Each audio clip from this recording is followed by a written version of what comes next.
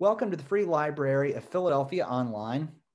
My name is Jason Freeman, and I'm excited to be here to introduce tonight's guest, Rebecca Roanhorse, referred to by the New York Times as one of the indigenous novelists reshaping North American science fiction, horror, and fantasy.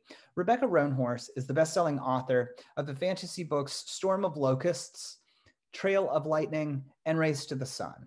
Inspired by pre-Columbian American cultures, her fantasy novel, Black Sun, was nominated for the 2021 Locus Award, the 2021 Nebula Award, and the 2021 Hugo Award. Her other work includes the Star Wars novel, Resistance Reborn, contributions to Marvel Comics, and numerous short stories that have won Nebula, Hugo, and Locus Awards. She joins us tonight with her latest book, Fevered Star, a sequel to Black Sun in the Between Earth and Sky series. It continues the story and world building inspired by the civilizations of the pre-Columbian Americas. It's a tale of prophecy, gods, political intrigue, and destiny, populated also by all too recognizable human beings, just like us, full of fear, hope, and desire. One review calls it an amazingly complex world. And that it's full of exquisite details and characters that will have readers anticipating the next book as soon as they turn the last page. So let's get to it. Rebecca, thank you so much for being here, and I will see you in a little bit for some Q&A. Okay, thank you. That was a great introduction. Hi, everyone. I'm Rebecca Roanhorse, and I am flying solo tonight. Normally I do these things with a moderator or a sort of a companion conversationalist, but that didn't happen for various reasons. So you've just got me to entertain you for the next hour. So I'm going to do my best. I do encourage everyone to put questions in the Q&A. Sort of the sooner we get questions, the sooner I can stop babbling and we can answer the questions that you want to have answers for. But until then, I'm going to talk. And the first thing I'm going to do actually is read to you. I'm going to read actually from Black Sun. I'm also going to read from Fevered Star, the second book, but I'm going to start with Black Sun. For those of you who haven't read it, you're just going to have to hear some spoilers by the time we get to Fevered Star. Hopefully you have read it. And if you have read it, then hopefully you'll just enjoy my reading. Okay. I'm going to start at chapter 3.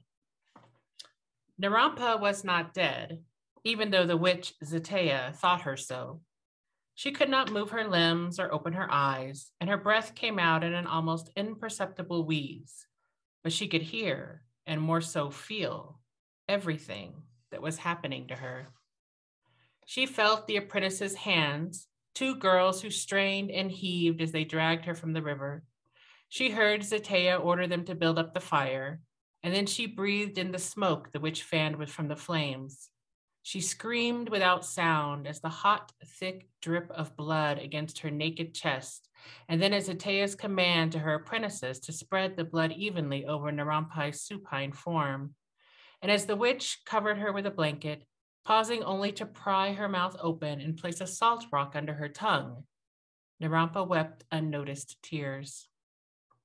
Narampa had been a child once, long before she joined the priesthood, before she learned to read the course of the sun and command sky-made queens. She had been a beggar in the poor district of Tova called Coyote's Maw. Often, when the streets were quiet, before the evening crowd of gamblers, tourists, and pleasure seekers arrived in the Maw, Narampa had sat on the westernmost ledge of the top level of the district and peered out over the dizzying distance that separated her home from the wealthier neighborhoods. Looking out over the city, she had dreamed of crossing the woven suspension bridges that swayed like spider silk in the gentle canyon breezes and allowed free travel among all the districts but hers, of exploring the wide roads and stately adobe brick homes, some 4 and 5 stories high, not as a servant like her mother, but as someone who belonged there.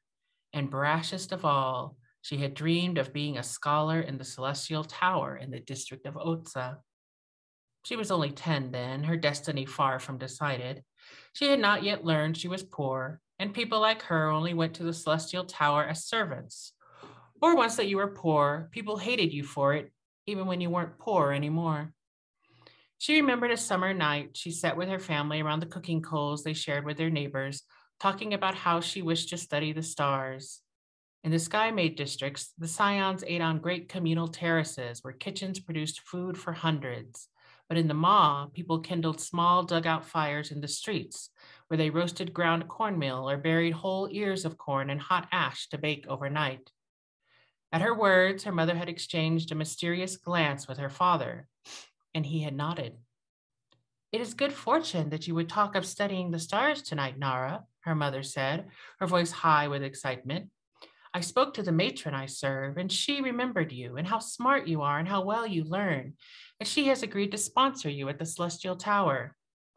Narampa felt dizzy. "I'm going to be a scholar priest." She knew there were other disciplines one could learn at the tower: healing, writing and history, even the art of death. But all she had ever wanted was to study the sun and moon and the movement of the stars. Her father laughed. "Oh, no, little one. They would never let you study there. You are to work. You will serve the priest, help cook their meals, wash their vestments, clean their floors." Her stomach dropped in disappointment. "But," her mother gave her father a long look, "perhaps you will learn something if you listen closely. A servant can learn a lot through observation if she is quiet." "Then I will be quiet," Narampa vowed solemnly, "and I will learn everything." "That's not fair," her younger brother, Dena Oche, protested. "Why does she get to go and not me?" "Who wants to be a priest when you can be one of the sky-made scions?" her other brother, Akko, asked. Narampa bit her lip. Being sky-made was exciting. Waterstrider was her favorite clan, and its matron was the one her mother served. It ruled the district of Tidadi, which was closest to the maw. She could see the curving edges of its cliffs where she gazed across the narrow canyon that divided them, its great sky blue banners cascading down the sides of adobe buildings between dripping green vines and colorful tendrils of starburst flowers.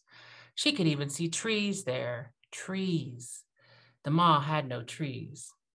Tididi was a garden of impossible green and growth, with a waterfall that ran right through it like a living street before tumbling to the river that bisected Tova below. When her mother talked of it, she imagined Tididi was something out of a story, a place she could only hear about, but never touch. But now, "What clan would you be, Ackles?" she asked. "Why would anyone want to be anything but Golden Eagle?" Denaochi interrupted. "Everyone knows they are the most powerful of the 4 clans." "Not if we go to war," Ackle countered. "What is this talk of war?" their father said, rough anger coloring his voice. "Tova does not war. We have been at peace for 300 years, since the priesthood united us." "Ackle's the one who wants to go to war. I want to rule." Denaochi's face was so smug, Narampa could only laugh. "Boys don't rule in Tova," Ackle countered. "Besides, all you could ever rule is a sewer pile. I'm going to the war college in Hokaia with the scions while I'll learn to fight." "Enough," their father muttered. "You don't know what you're talking about, either of you. Do I have fools for sons, dreaming of being lords and warriors? You'll be lucky to find work in the mines or in the fields to the east." He snorted. "The war college is not for the likes of you, Ackle. If war comes, you will be nothing but fodder, or worse, a sacrifice on a foreign altar where the sun priest has not brought enlightenment. And you, Oche?" He turned his gaze to the younger boy. "Ackle's right. The only place you'll ever rule is right here in the maw, and there's nothing here worth reigning over but trash." "Jema," her mother chided her husband. "They're only children." "They're too old for nonsense." He glared at his brood one by one. "Remember well, you're no sky-made scions, and you never will be. Get those thoughts out of your head or court misery the rest of your life." Silence fell across the small family in the wake of her father's reprimand. Her mother said nothing, but Narampa could see her disapproval clear enough in the set of her jaw, the look in her eye. "When I go to the Celestial Tower in Otsa, I will bring you all to visit me," Narampa offered, trying to soothe the mood. "And you can ride an eagle, Oche, and you a winged serpent, Ackle, but not to war, just for fun." "I said enough fool talk," her father grumbled, sounding more tired than angry. "You too, Nara, no more." Her promise to her brothers had not come to fruition, of course, not only because the riders of the great Sky-Maid clan beasts were lords even among the scions, and specially chosen from their clans to train for years before they were allowed mounts, but also because by the time Narampa did leave her home and move to Otsa to become not just a servant, although she had been that, and not just a dedicant, although she was that too, but the sun priest, its highest honor. By that time, her older brother was dead, and her younger brother dead in spirit. She was not sure of her parents' final fates, but she assumed them dead too. She had never gone back to find out. Because her father had been right. The truth was that as much as she loved the city did not love her back. It had little use for a maw beggar girl, some use for a clever servant who caught the attention of the aging and eccentric sun priest, more use for an unlikely dedicant who had an uncanny ability to read the stars and outshine her society classmates, and a final and blistering use for an idealistic young sun priest who thought she could make a change to her beloved city, but instead only made enemies. Again and again, Tova forced her to earn its regard, and she had done so every time. She comforted herself with the fact that she had not done it for glory or for power, but for the worst reason of all, faith. Faith in the place she called her home. But, she thought, as she lay under the witch's blanket, plagued by memories of her childhood and her foolish fantasies, blood drying on her skin and salt burning her mouth, faith is not going to save me now. And that's The Taste of Black Sun. So for those, I hope people are familiar with the series, but I'll do a little, I'm not going to assume, so I'm going to try to fill in some blanks. But for those who maybe are not so familiar, it is a fantasy series, an epic fantasy series inspired by, I'm looking at my notes, so if you see me look down, I'm just looking at notes. Inspired by the pre-Columbian Americas. So really the origin of the idea for the story was me being a big nerd. I grew up, reading epic fantasy. I think my first fantasy series was probably like Susan Cooper, The Dark is Rising. I remember Lloyd Alexander's The Black Cauldron, and then I went on to read David Eddings' The Belgariad, and of course the Dragonlance Chronicles. So if you see a little Raceland and Serapio, you know why, if you're familiar with the Dragonlance Chronicles.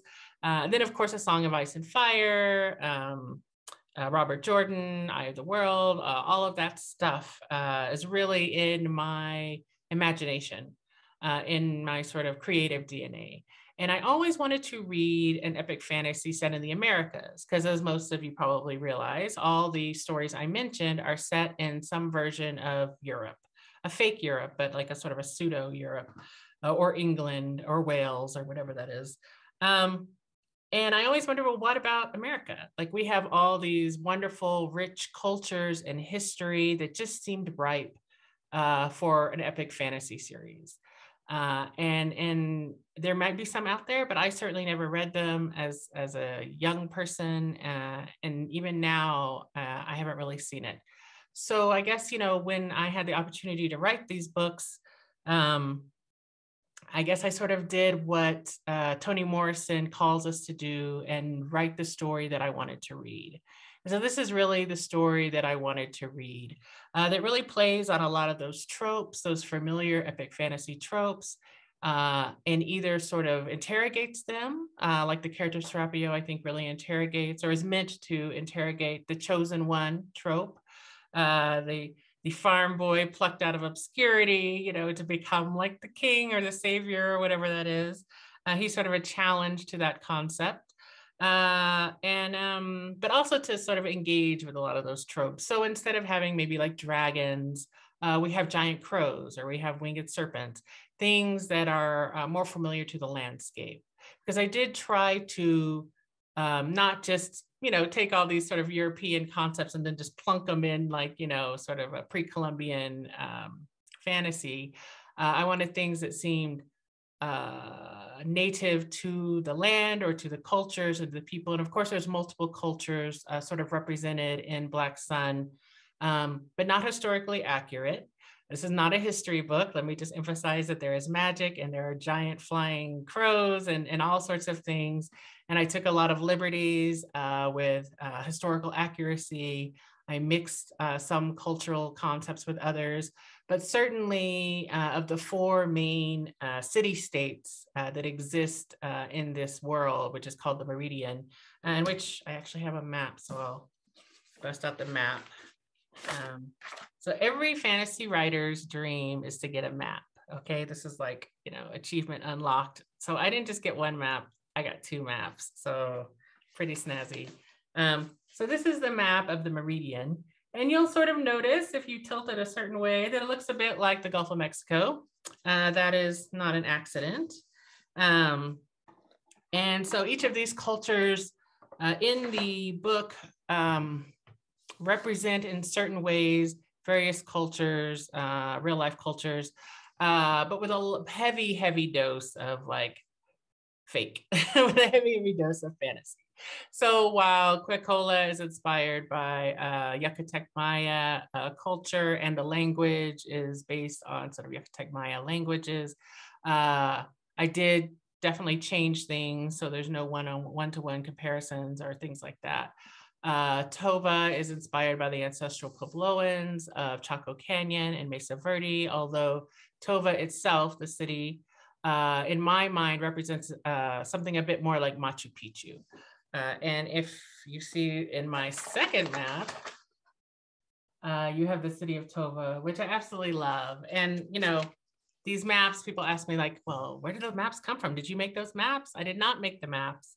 In fact, my 12-year-old daughter did the first iteration of both maps, which is really impressive.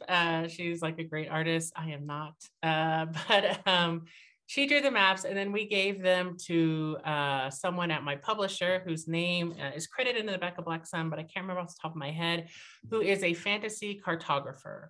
And that is an actual job. There are people who create fantasy maps for a living. And like, what an awesome job that is. So he created these maps and I absolutely love what he did. I thought they were really great. Although people have pointed out to me, well, not to me, but have pointed out on the internet that the maps, that some of the rivers flow backwards. And listen, my 12-year-old daughter made these. So fair enough, nobody caught it, right? But of course the internet did. So bless those people and their attention to detail. So that is sort of the world of the Meridian, where the story takes place. And I'm going to check my notes to see what I was going to talk about. Oh, yes. So the story, both in Black Sun and in Fevered Star, is told in multiple point of views, which again is something you see in epic fantasy and something I really loved, like getting this chance to write this big, sprawling epic fantasy. Like I think what makes fantasy epic is scope and scale. You want a big world, you want multiple cultures, you want layers of history that feel heavy and lived in. Like one of the things I think about when I talk about world building is I love world building that's like an iceberg. And so the story is taking place just on the part above the water. You know, this is what you see, but your story should feel like there's a massive iceberg underneath, that there's layers of history and lore and legend and politics. Oh, I have a light that's about to fall. Let me grab it. I've ordered a new one from Amazon, but it's not here yet. So I just want to point that out. Let me see if I can adjust it so it doesn't try to fall again. Okay, let's see how that goes. Yes, so I want my world building to be iceberg-esque. And so I want all these sort of layers underneath it. And I was going to talk about characters and I got distracted. I don't know why I talked about that, but we will talk about characters and maybe I'll come back to it. So these four point of view characters in Black Sun, and then Fevered Star as a fifth point of view character. And there will be a book 3. This is a trilogy. Whether or not another point of view character is added, we'll see. I'm very tempted, but I do also hear that it's hard enough to keep up with like 5 people. So I don't want to like, you know, drive people nuts. So we'll see how that goes. If one is required, then I will add one. But let's go with 4 or 5. They each sort of represented foray into the world of the Meridian. They're each from different cultures, or at least different sides of town, sort of different social stratifications. And they each bring sort of a different point of view to the story. And those 4 characters are Serapio, who is I mentioned before, sort of our chosen one, or a very troubling version of a chosen one. A boy who, and I'm going to spoil Black Sun probably for folks. So if you haven't read it, I apologize. I will try not to spoil Fevered Star too much, because I'm sure a lot of people haven't quite read that one yet. But Serapio, of course, is a boy who was marked by his mother to be an instrument of vengeance for her people, the Carrion Crow clan. And so the Carrion Crow clan is one of 4 clans in the city of Tova, and they experienced sort of a genocide, certainly an effort to wipe them out by sort of the ruling class called the Watchers. And part of the impetus for that genocide was their religious worship. That was, they did not approve of the god that they worshiped, who was this crow god. So Serapio has been sort of raised to become a weapon. And he believes he is possessed of the crow god and can, carry out this sort of vengeance. And I think part of the book, part of Black Sun, is really asking that question. Is he truly, a god, or is he simply a delusional man who's very dangerous, right? Both are pretty dangerous. And so that's sort of Serapio's story. Shiala is the sea captain from a people called the Teak, who are sort of a siren, mermaid, all female society, island culture. She is hired to sail him to Tova. And they end up having a relationship, sort of a deep friendship under stress, with a lot in common, because they're both sort of outcasts. Shiala has been banished from her culture for reasons unknown until we get to Fevered Star, and so they bond. And Shiala is really Serapio's touchstone for his humanity. That tries to keep him sort of in this world when he would easily slip into something quite inhuman without her. And so what happens, of course, in Fevered Star, you can imagine. Well, if you've read it, if you've not, they are separated. I'll just get that out of the way. And so they both suffer sort of the consequences of that separation, the emotional consequences of that separation. And then, of course, there's Narampa, who I mentioned, who's chapter 3 I read, and she's from the wrong side of the tracks. And she has come to power, but is never quite accepted. And she's sort of my, I guess, my girl who loves an institution that does not love her back. And I think, especially as a woman of color, that should ring very familiar. I went to Yale as an undergrad from from Texas. Fort Worth is not a small town, but I went to a big public school. I was the first one, I think, in my high school to ever even go to the Ivy League. Most people didn't even leave Texas at that time. So it was like a whole new world. And, it's very seductive, it's very sort of exciting. And I have quite fond feelings, for my undergraduate institution. But certainly, and I also went to law school later on in life. And so I practiced law before I became an author. And those are all sort of examples of being parts of institutions that I would love to love, or would love to love me, right? But as Tressie McMillan Cotton says, the institution can never love you. It will never love you back. So really, that's Narampa for me. And then there is Akoa, who is a son of privilege. who is trying to do the right thing. He's part of Carrion Crow clan in Tova. The only problem is he doesn't know what the right thing is. And he's sort of torn up inside about concept of duty and faith and obligation and what they all mean. And so those are sort of your I guess your people, I don't know, your point of views into this world. And then in Fevered Star, I add Balaam.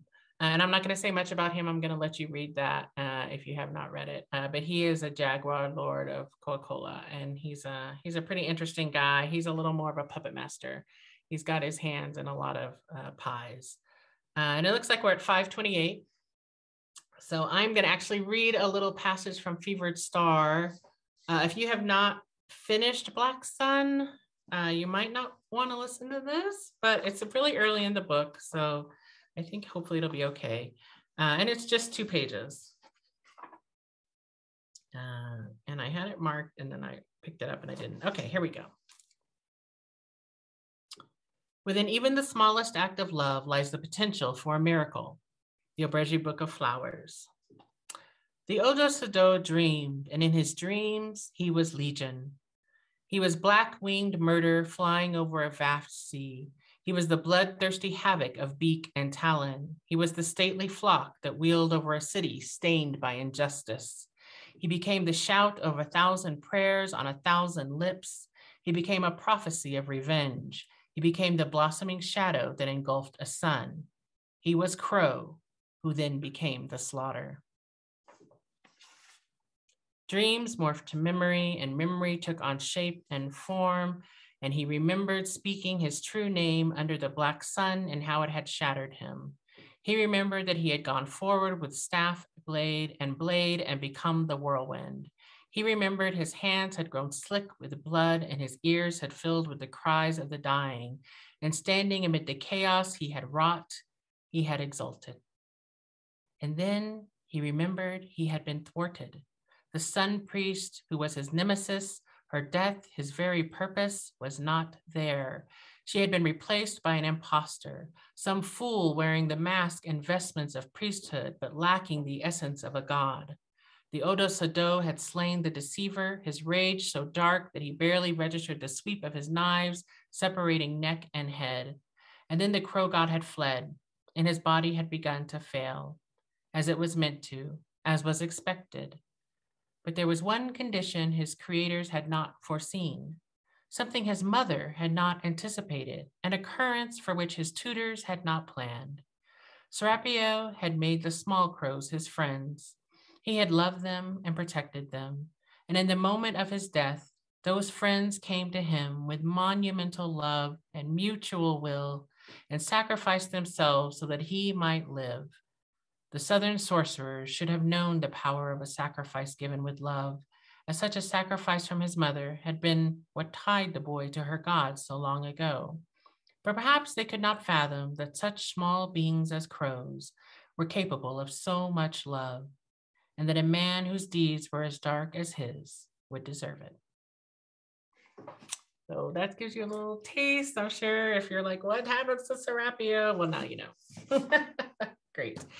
And I'm gonna take a peek at the Q&A because we are about halfway.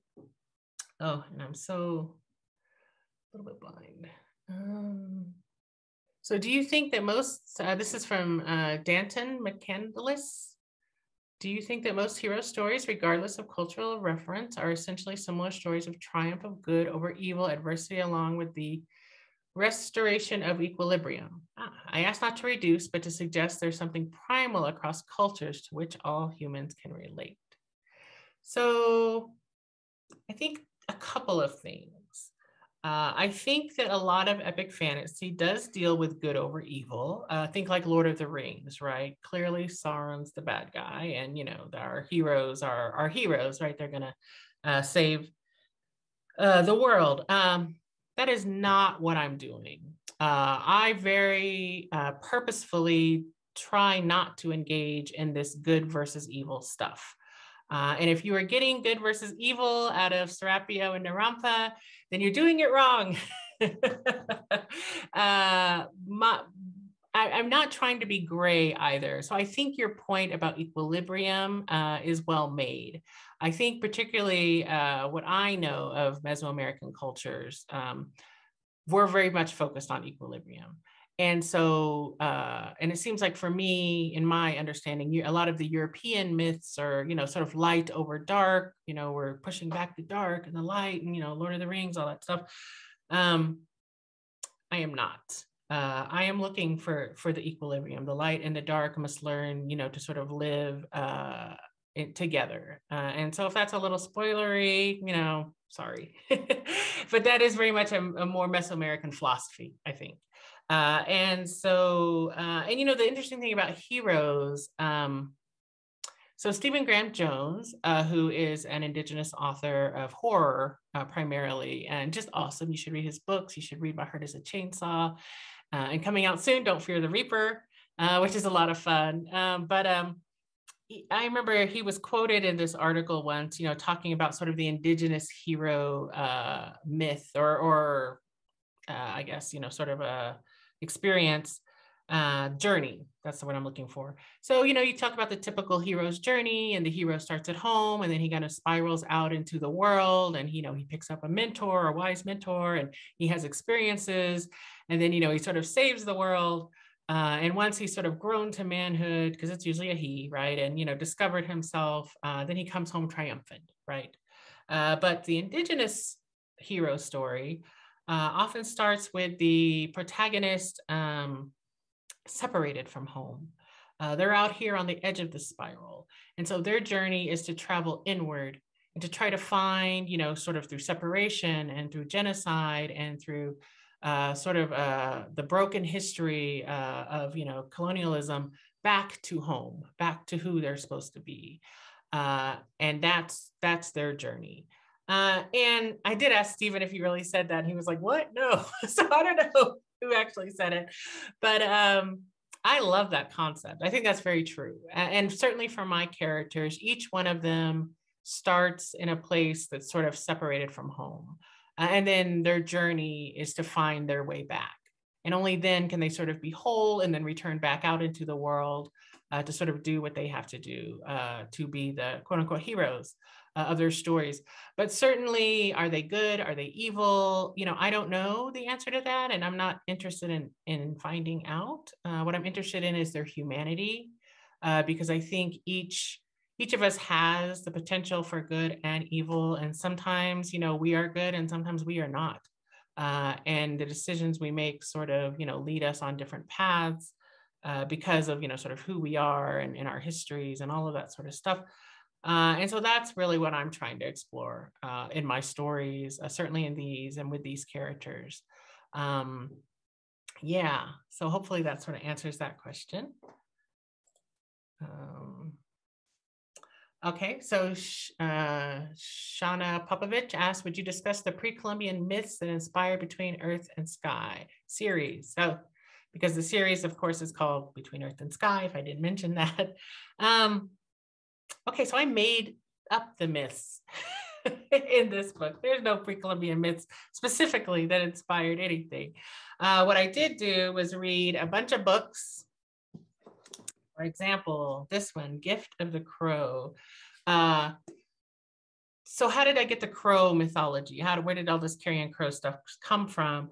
I was living in a house at the time that I was thinking about Black Sun when I wrote Black Sun, that had a big balcony. We're up on a mountain in Santa Fe, New Mexico.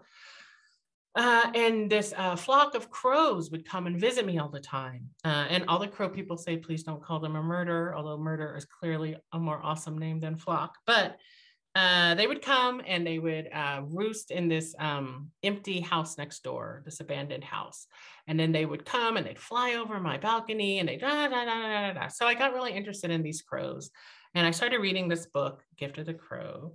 And if you'll notice this, the sub heading is How Perception, Emotion, and Thought Allow Smart Birds to Behave Like Humans. So you can imagine this is a fascinating book. Ooh, and there goes my light, but I caught it. I'm very good. Because if I hadn't caught it, it would have hit a big glass of water in my coffee, and then I would be cursing on the Philly Free Public Library Zoom, which would not be good. So we're hoping it will stay Stay with me, little light. We'll see how it goes. So I became fascinated with these crows, and I learned all these cool facts. Like, did you know that crows have these amazing memories, and they recognize people's faces? Like, they've done these experiments, like they had people wear like a Dick Cheney mask, and then they went out and harassed the crows and everything. So the crows learned to like, beware Dick Cheney. And so, and what they do is once they realize you're a threat or an enemy, they pass that information around the flock, and they pass it to their children and their children's children. And so the crows sort of never forget that you're a bad person. And that fascinated me. And I thought, well, what if there's a whole culture? What if there's a whole people built around this concept of crows as creatures of vengeance with long memories? And that's sort of where my concept of Serapio and the crows came from. And all the sort of, in both books, I have epigraphs that start each chapter with sort of quotes from different cultures or different books, or there's like a crow cycle, which is like a crow mythology book. So all that's made up. I made that up. Yeah, so there's nothing specific that I can think of that's like, oh yeah, I was pulling that from that. Although it's possible it leaked in. That happens quite often when you're a writer. You're like, oh, that's a good idea. But I know like specifically for that, I made that up. Let's see. I'm just going to see if I can mark these off so I'm missing something. Okay.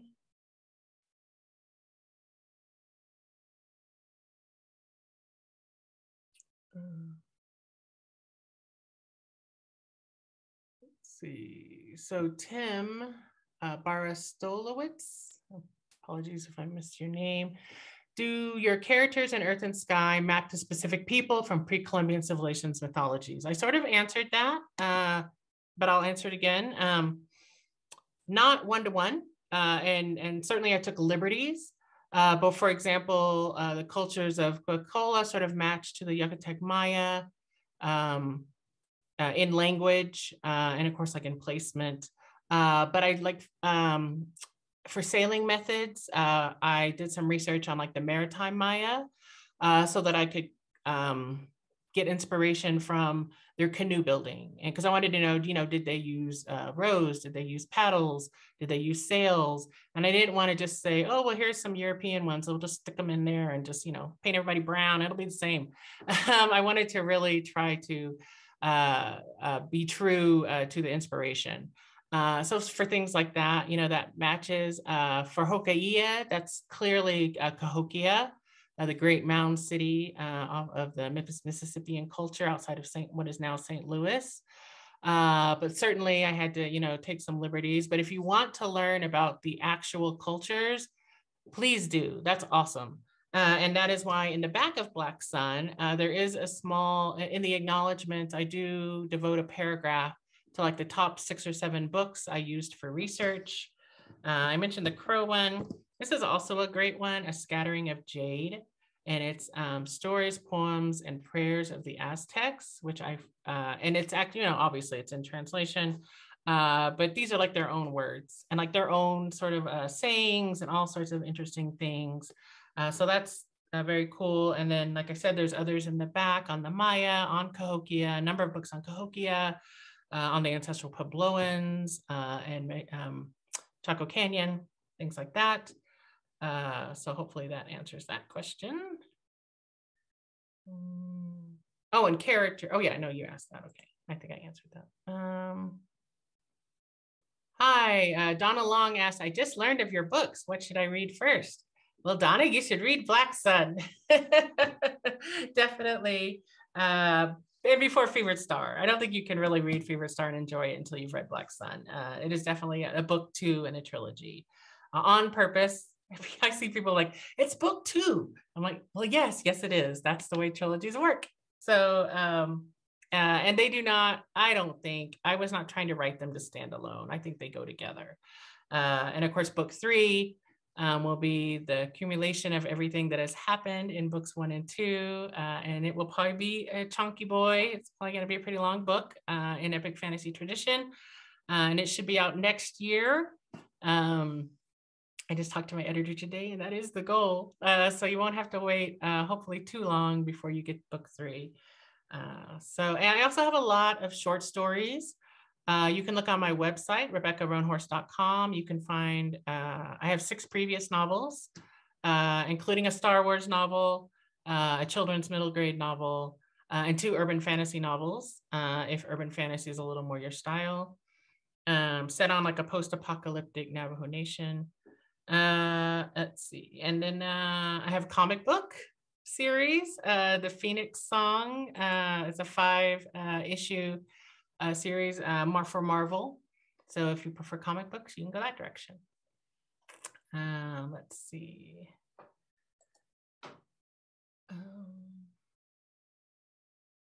Laura Kovacs asks, do you have a favorite character? As you look ahead to your next book, whose story do you most want to continue? And are there any characters you're ready to stop thinking about? Gosh, they're all my babies, in a certain way. So clearly Black Sun was Serapio's book. This is Serapio on the cover. The cover artist, his name is John Picacio. He's wonderful. He's won tons of awards. He's a Mexican-American artist in San Antonio, Texas. And he tells me, he does the covers and they are soul portraits. That's sort of his take on it. So he's really kept trying to capture the essence of the character rather than the literal sort of, this is what they look like. Because yeah, Serapio doesn't, he doesn't look like this. Well, at least not in this book. So this is Serapio's book. This is Narampa's book, clearly. This is her come up. And so this is her sort of bursting, with light. Without spoiling too much, she's going to burst, right? And then, as you can guess, probably, book 3 will be Shiala's book. That will be her come up. And so I'm pretty excited about that. And I'm be excited to share the cover when it's time. But they're all special to me in certain ways. I guess Serapio might be my fave, but there are some days when, Shiala is my girl, and I just love her. She's, outspoken. She's a hard drinking, promiscuous, bisexual sailor. Like, who doesn't want to do that, So I don't know. And then, of course, like I mentioned before, Narampa's, she's all my neuroses, in her little self.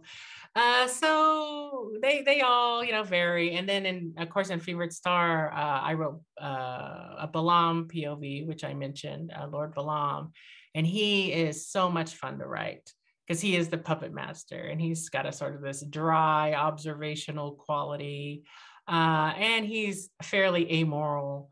And so those characters are always, sort of fun to write. The harder ones to write are the ones that are like sort of having moralistic conundrums, right? They always say the villains are easier to write than the heroes. And at least for me, that's why I don't write heroes. That's why I write like anti-heroes and problematic heroes and things like that. I enjoy that. Let's see. Oh, Joni Brill Dashoff asks, have you turned in book 3? Are you still writing? Joni, I am still writing, but it's coming along, and we are on schedule. I am on deadline, so I don't think that will get pushed. Hopefully, I will meet my deadlines. They don't like it when you miss your deadlines. And then there were a few more questions. Let me see. You guys are great with the questions. It's awesome because I was afraid I was gonna be here for an hour just talking to myself.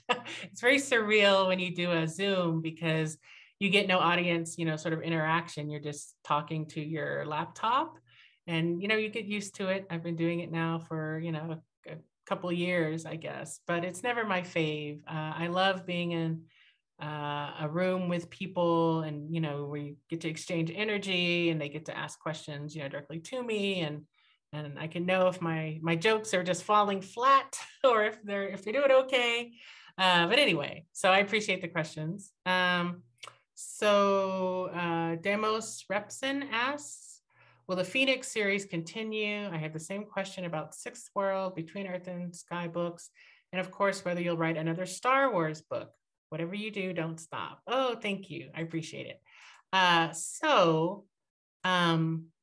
The The Phoenix series, as I mentioned, was for Marvel. Their superhero character, Phoenix, Maya Lopez, is her non-hero name.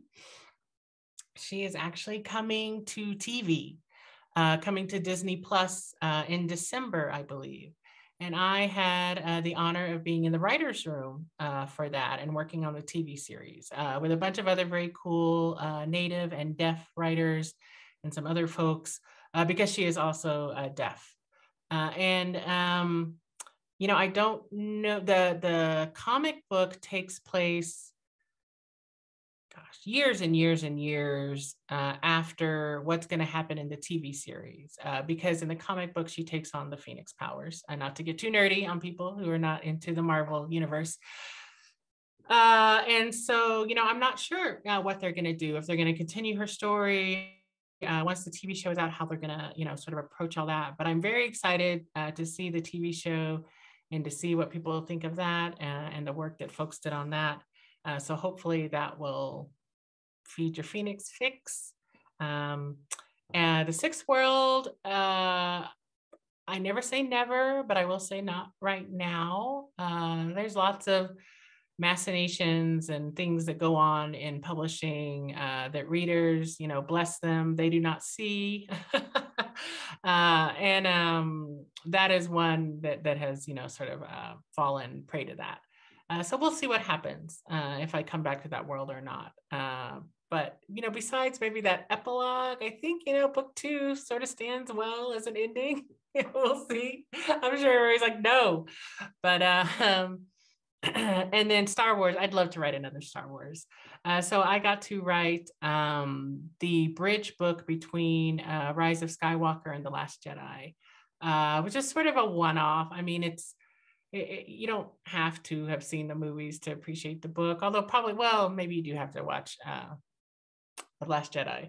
But it's a Poe book. I got to write about Poe and him sort of grappling with the fallout of his actions. And then, you know, the rebellion trying to get its act together. Anyway, that was a lot of fun. I also wrote a short Darth Maul short story, which was the best. I love Darth Maul. So that was very cool. I love working in the Star Wars universe. They actually allow you to be very creative. And you have a whole sort of team of super nerds behind you to answer any technical questions you might need, like, how am I going to fix this X-Wing, you know, or something? And well, and if you can do da-da-da-da, and you're like, that's good, because I don't know that. So it'd be cool to work in the Star Wars universe again. Very awesome. Let's see. Tim Barsolwich. Looking back on the trail of your work, how do you see the books complementing and contrasting with one another? Thank you. Gee, I don't know, Tim. I haven't really thought of the body of my work in that way, although I do, of course, revisit themes constantly, as most authors do. But, you know, for each book I write, at the time I'm writing it, it's really capturing sort of what my interests are at that time. And they're sort of focused in me trying to tell the best story that I can with the most interesting characters and sort of with the craft, my craft level as it is at that moment in time. And hopefully it keeps improving. Hopefully I haven't written my best book, you know, 4 years ago or something. Hopefully it's getting better and better. And certainly my interests keep changing, right? So the things that maybe interested me 4 years ago are not the same, or 6 years ago, because it takes about 1.5 years for a book to actually come to press from when you finish it, unless you're on the fast track for book 3. So don't get confused. You know, I just try to write that. Although I constantly come back to questions of identity and indigeneity, of the individual versus the community, of those sorts of choices, and both the sacrifices and the rewards of that sort of culture. Because those are the things that interest me. And I'm sure there are others. I noticed recently, I was like, oh, wow, I have a book, Black Sun, and then I have a book, Race to the Sun. I didn't mean to do that. I just must have been very sun-centric or something. I didn't know what was going on. But clearly I keep coming back to celestial events, weather. I keep coming back to weather. I'm very interested in weather. And then this fall, I have a novella coming out. I was gonna like promo that for a second. I have a little tiny, for comparison, a little tiny ARC, which is your advanced reader copy, which is what they send out to like reviewers and bookstore people and stuff to be like, hey, please buy this book, read it early. Do you like it? Called Tread of Angels, clearly. And this is something completely different. This is in a different world, really inspired by a trip to Silverton, Colorado, where one of the great silver mines of like the 1800s existed, except the people, so this is sort of in a pseudo 1800s filled with angels and demons and fallen angels. And they don't mine silver in this town. They mine the corpse of a fallen angel.